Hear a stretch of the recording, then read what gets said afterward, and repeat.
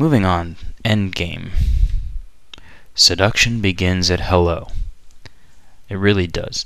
A while back, somebody wrote a book about the stages of pickup. There's attraction, comfort, and seduction. And this couldn't be farther from the truth. You really do need to approach a girl and begin seduction on the approach. I don't mean come out with your cock swinging around, but, really being in a seductive mindset when you start talking to any girl that you find attractive. And then you interweave comfort, attraction, and seduction moment by moment according to your calibration. So in fact, there aren't stages. They all go on continuously, and you calibrate them according to that moment. How to mess up endgame? Well, she's not turned on, emotionally or sexually. She doesn't trust you. You haven't plowed past token resistance, and you have nowhere to fuck. Once again, logistics. There are 4 main principles here to consider. The slut factor. Second is her arousal. Third, logistics. 4 is plowing. The anti-slut defense. This falls under the slut factor. Before I got in the community, I did not realize that girls universally almost don't want to be considered sluts. In the eyes of society at large, in the eyes of the man she's dating, in her own head, she does not want to be considered a slut. And so she will say and do whatever she needs to stop that from happening. It may mean she goes dead air through texting, or she changes the subject, but it's very pervasive. So the anti-slut defense. To get around this, we have certain tactics. Plausible deniability, for example. Why don't you come to my car? I have to get my coat because I'm cold. So we went to his car. He got his coat. One thing led to another. We were having sex in his car. So it's not like I said, let's go to my car to have sex. So in her mind, she's created a rationale for why things escalated. And this oftentimes includes alcohol. She drank a little bit. She got a little tipsy. She lost control. And I don't mean drunk like these 2 lovely ladies where you're just shit-faced. I mean just a little bit tipsy. Enough to give her a little bit of plausible deniability. And it was always his fault. Always take full responsibility for endgame as the man. Take it away from the girl. She is just a passive participant here. Moving on, number 2, arousal. There's many ways to arouse a woman. Verbal, which we've already talked about through sexualization. There's many other senses you can hit, like smell and sight. And then there's physical arousal, tactile. Here's a picture. Now, there's 2 main spots that you need to be aware of. There's the clitoris and the G-spot. Because a lot of guys simply don't know the anatomy or how to get a woman off, I've written a big chapter in POA Field Guide on female sexuality and anatomy, and I think you should go read it right now if you have any questions. But these are the 2 main spots. The clitoris is front and center up top, and it's like a little pencil eraser under the skin. And if you go into the vagina on the roof, there's a little nubbin there just past the entrance, and it's the G-spot. These are the 2 main areas that you should focus on for actual physical arousal of a woman. And on kissing, all I'm going to say is that girls kiss you the way they want to be kissed. And that's all I stick to when I kiss a girl. I just kiss her the way she's kissing me, and I'm often told I'm a good kisser.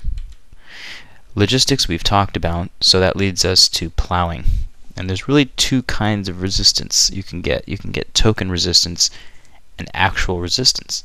I mean, actual resistance is the girl doesn't want to have sex with you. She's not turned on. She's not ready. Anything aside from that is token resistance. She will create excuses, and yet she really does want to have sex with you. She's making out with you. She's letting it escalate. And determining which is a fine art, which takes a lot of experience. But the question is, why do girls resist at all? Because if you put a guy in that situation, he's making out and escalating, he's going to want to have sex. There's no question about that. But the girl does resist many times. And, for example, the slut factor is something we've talked about. She does not want to be considered a slut by putting out too soon. She's afraid if she has sex with the guy, he will become clingy and text her 20 times the next day. She doesn't want to get diseases. She doesn't want to get knocked up. There is a lack of emotional connection. She's not horny enough. She doesn't want to lose the guy. by putting out too soon, because a lot of girls are worried, this is boyfriend material. If I have sex with him too soon, he's going to get what he wants and then never respond to me or think I'm a slut. So she's going to fear losing a high value guy. And last is the feminine polarity, which David Data talks about in The Way of the Superior Man. It is a woman's nature to resist and push the man, and is the man's nature to push past, to plow past her challenges and obstacles and resistance, to demonstrate that he has this drive to overcome them, to get what he wants, and that is itself a turn on to women. Finally, I'm going to clump starting and maintaining the long-term relationship in one.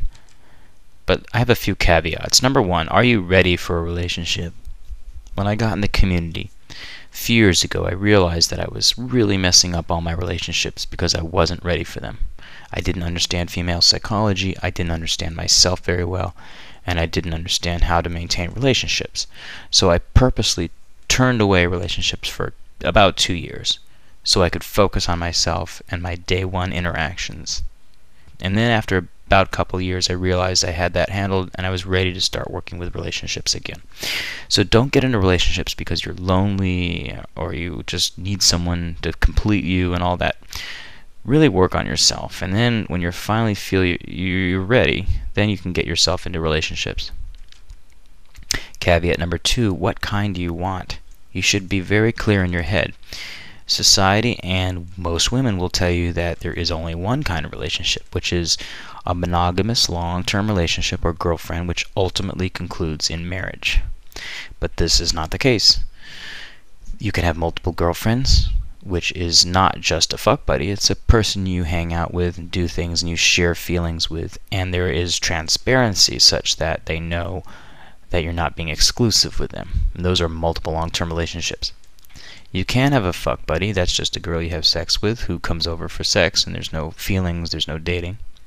You may have a friend that you're hanging out with that converts into a friend with benefits, so you just start having sex, but basically you're friends. And then there's all these other little options like swingers, where two couples get together and swap partners and so forth. So the bottom line is there are many options. Know what you want out of the girl when you go up to the girl. And third, it is a numbers game. Oftentimes you'll have to go on countless dates. You will have to approach tens of thousands of girls to find that one girl that really clicks with you. The feelings are mutual. You're very compatible on many levels. So don't be discouraged. Keep going until you find that girl. How to mess up converting the lay to the long-term relationship? Well, the sex was poor.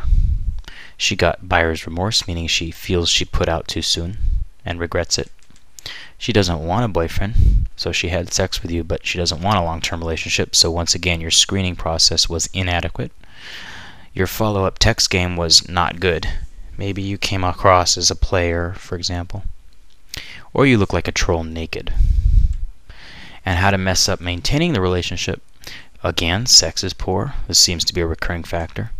Your logistics aren't good. She has better options, other guys she could see.